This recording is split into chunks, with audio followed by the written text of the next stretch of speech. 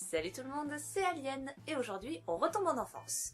Aujourd'hui cet épisode sera consacré à l'un des piliers du cinéma d'animation, celui qui nous a apporté du rire, de la tristesse, de la joie, mais également de la colère. Celui qui, grâce à qui nous savons qu'aujourd'hui les histoires de princes et de princesses ne sont que des histoires de princes et de princesses, mais qui nous a apporté une multitude de chansons à la fois cool, entraînantes, mais aussi extrêmement énervantes. Libéré, délivré. Non, ça ira, merci. Mesdames et messieurs, aujourd'hui on va parler de Walt Disney. De Bambi à Cendrillon en passant par Rox et Rookie ou encore La Belle et la Bête, les studios Disney se sont imposés comme les maîtres absolus du cinéma d'animation, réputation renforcée par son mariage avec les studios Pixar en 1995, qui donnera des chefs-d'œuvre comme la trilogie Toy Story, Là-haut ou encore Wall-E. Et pourtant c'était pas gagné d'avance. Créé par Walt Disney en 1923, comme quoi des fois il faut pas se faire chier pour trouver un nom, les studios Disney commencent leur petit bonhomme de chemin avec des courts-métrages qui permettront de construire les bases de ce futur empire cinématographique. Il faudra cependant attendre 1928 pour voir apparaître sur les écrans celui qui deviendra la mascotte officielle de Disney, Mickey Mouse.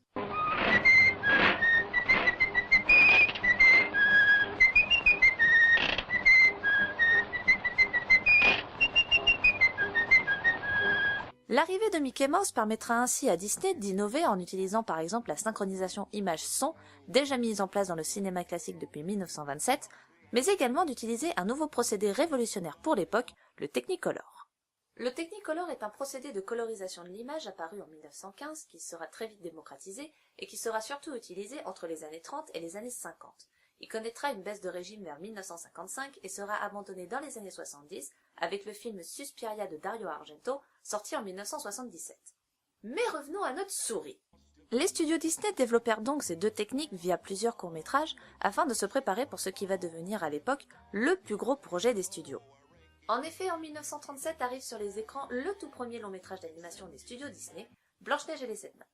Adapté du célèbre conte des frères Grimm, le film nous raconte l'histoire de Blanche-Neige qui, jalousée par sa belle-mère à cause de sa beauté, est contrainte de s'enfuir sous les ordres d'un chasseur engagé par la méchante belle-mère afin de la tuer dans la forêt.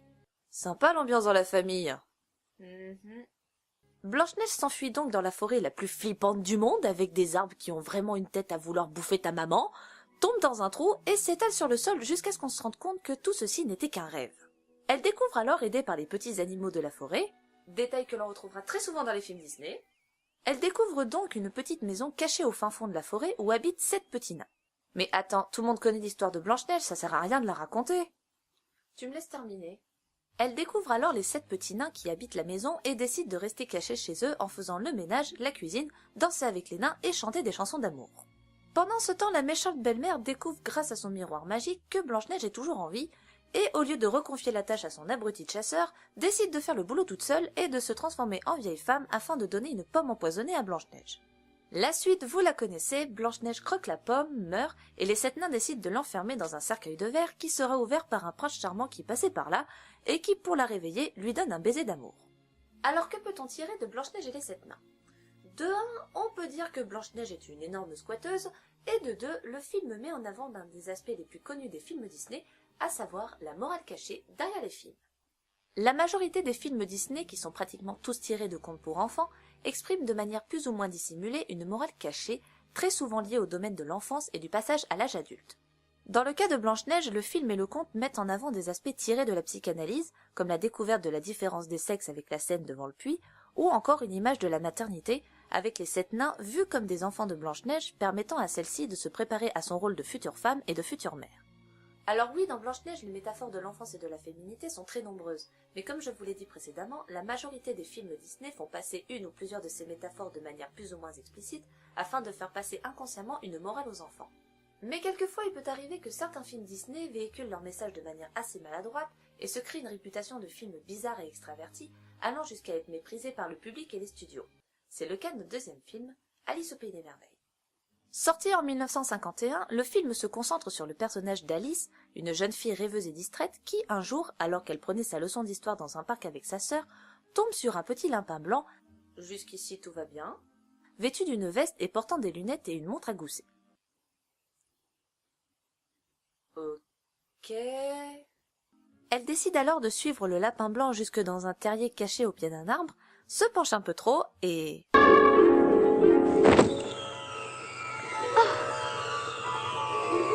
Elle atterrit dans une petite pièce où se trouve une table avec une petite fiole où est marqué « Buvez-moi », qu'Alice s'empresse de boire et qui la fait rapetisser. Toujours se méfier de ce qui est marqué sur les étiquettes. Toujours. Alors de la taille d'un petit pois, elle découvre une petite boîte contenant des biscuits avec marqué dessus « Mangez-moi, mangez-moi, mangez-moi, mangez-moi, mangez-moi, mangez-moi ». Je déteste quand mon cerveau fait des trucs tout seul. Elle croque dans l'un de ses biscuits et se met à grandir très vite. Énervée, elle se met à pleurer, ce qui a pour effet d'inonder la salle, retrouve la petite fiole, boit le reste de la potion et de nouveau de la taille d'un petit pois, parvient à passer par une minuscule porte et enfin atteindre le pays des merveilles. Et pour info, on n'en est qu'à 10 minutes de film.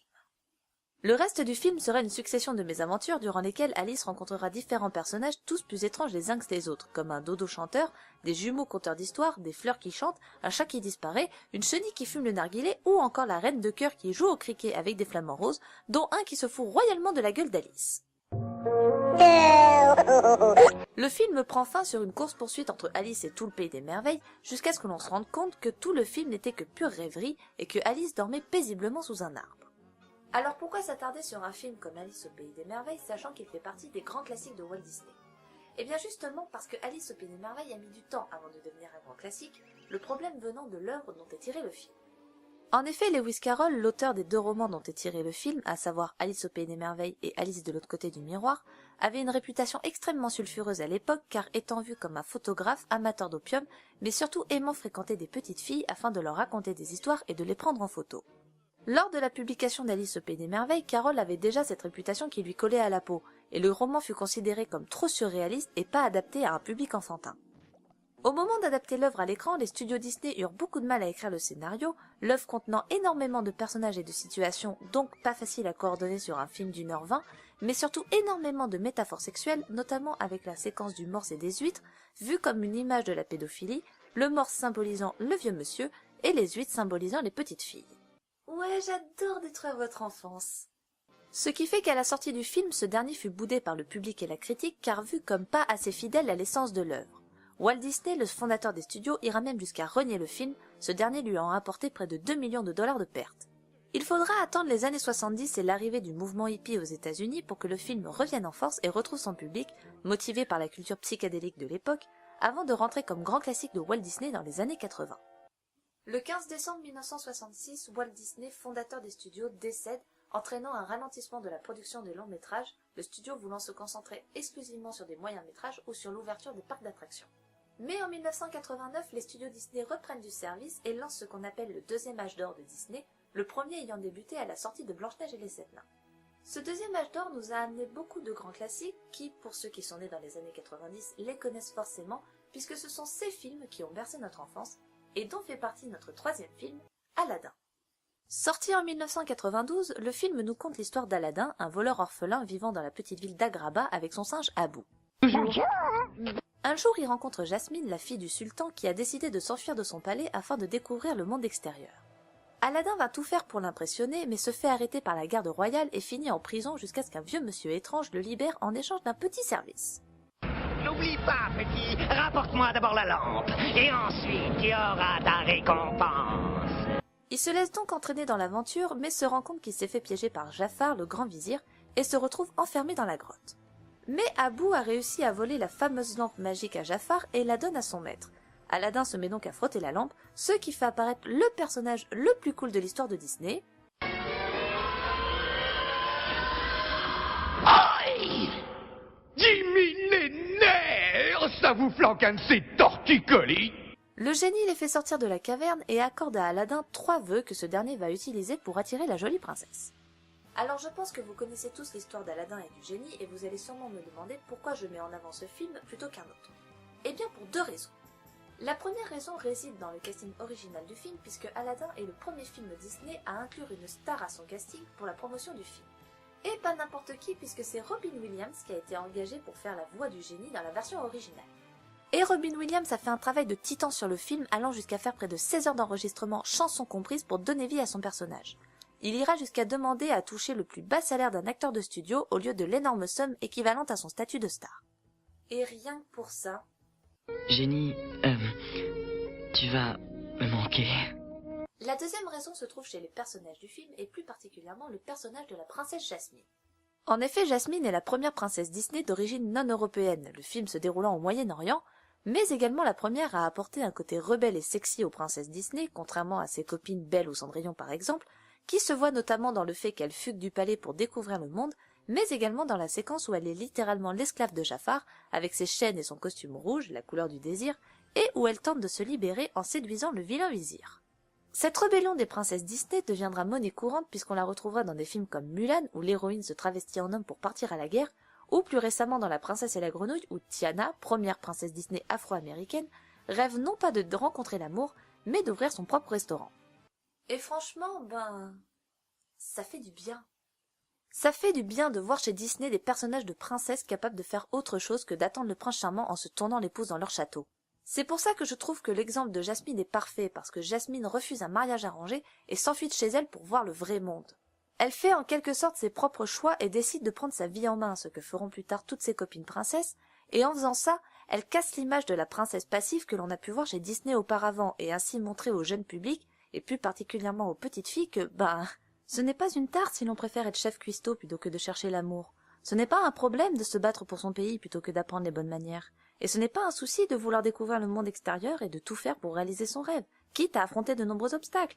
Car il n'y a que comme ça que nous pouvons être fiers de nous, en faisant ce que l'on a envie de faire et en accomplissant nos désirs les plus fous. Alors aujourd'hui, Disney, qu'est-ce que c'est ? Comme je l'ai dit dans l'intro, Disney est devenu une véritable référence en matière de cinéma d'animation. Mais c'est également devenu un empire du divertissement avec des séries télé, des maisons de production telles que Touchstone ou Miramax, ou encore des parcs d'attractions. Du côté des films, Disney retourne vers des films d'animation plus traditionnels avec des films comme Le Monde de Ralph, centré sur l'univers des jeux vidéo, ou encore La Reine des Neiges, énorme succès des studios ayant engendré plus d'1 milliard de dollars de recettes. Cependant, Disney continue les collaborations avec d'autres firmes comme Pixar avec des films tels que Cars 2 ou Plane, mais également avec Marvel avec leur tout dernier film Les Nouveaux Héros, sorti cette année et que je vous conseille fortement d'aller voir. Voilà, ce nouvel épisode du Ciné Club est terminé, j'espère qu'il vous a plu. N'hésitez pas à partager la vidéo, à laisser de petits commentaires et à vous abonner à ma chaîne si le concept vous plaît. Si vous souhaitez voir d'autres vidéos, n'hésitez pas à me suivre sur Twitter. Je n'ai pas encore de page Facebook, mais elle est en pleine construction. Je vous mettrai le lien sur Twitter dès qu'elle sera créée. Sur ce, je vous laisse et je vous dis à très bientôt pour un nouvel épisode. Allez, ciao! I try to picture me without you, but